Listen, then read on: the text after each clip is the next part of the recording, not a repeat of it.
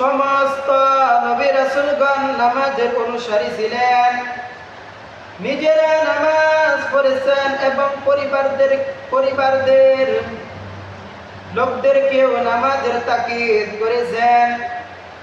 যেমন হযরত ইসমাঈল আলাইহিস সালাম সম্পর্কে আল্লাহ তাআলা ইরশাদ করেন, ওয়া কানা ইয়া'মুরু আহলাহু বিস-সালাতি ওয়াজ-যাকাত ওয়া কানা 'ইনদা রাব্বিহি মারদিয়া।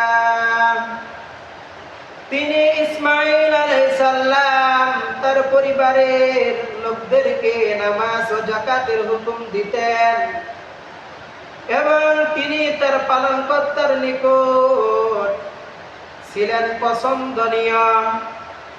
আল্লাহ তাআলা হযরত মুসা আলাইহিস সালামকে নামাজের নির্দেশ দিয়েছেন, ইন্নানি আনাল্লাহু লা ইলাহা ইল্লা আনা ফা'বুদনি ওয়া আকিমিস সালাতা লিযিকরি।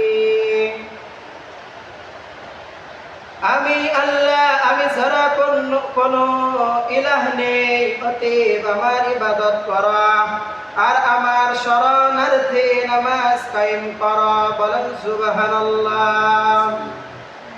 আর হযরত ইব্রাহিম আলাইহিস সালাম স্বীয় রবের কাছে প্রার্থনা করে বলেছেন, রাব্বি ইজআলনি মুকিমাস সালাতি ওয়া মিন যুররিয়াতি রাব্বানা তাকাব্বাল দুআ।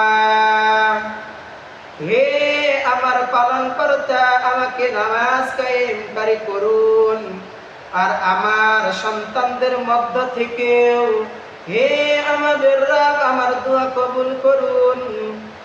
আল্লাহ তাআলা তার প্রিয় রাসূল মুহাম্মদ সাল্লাল্লাহু আলাইহি ওয়াসাল্লামকেও একই ভাবে নামাজের আদেশ দিয়েছেন, ওয়া'মুর আহলাকা বিস-সালাতি ওয়াসতাবির আলাইহা লা নাসআলুকা রিজকা নাহনু নারযুকুকা ওয়াল আকিবাতু লিত-তাকওয়া।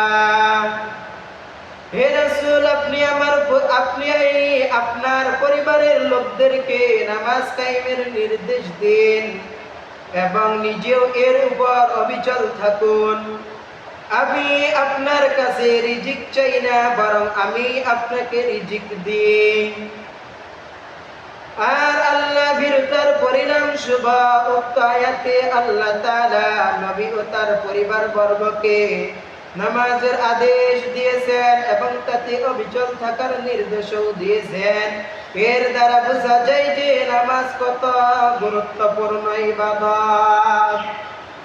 আম্বিয়া আলাইহিস সালাম তাদের দুনিয়া ও আখিরাতের সমস্ত কল্যাণকর বিষয়ের ফয়সালা নামাজের মাধ্যমে আল্লাহর কাছ থেকে আদায় করে নিতেন। বলেন সুবহানাল্লাহ। রাসূলুল্লাহ সাল্লাল্লাহু আলাইহি ওয়াসাল্লাম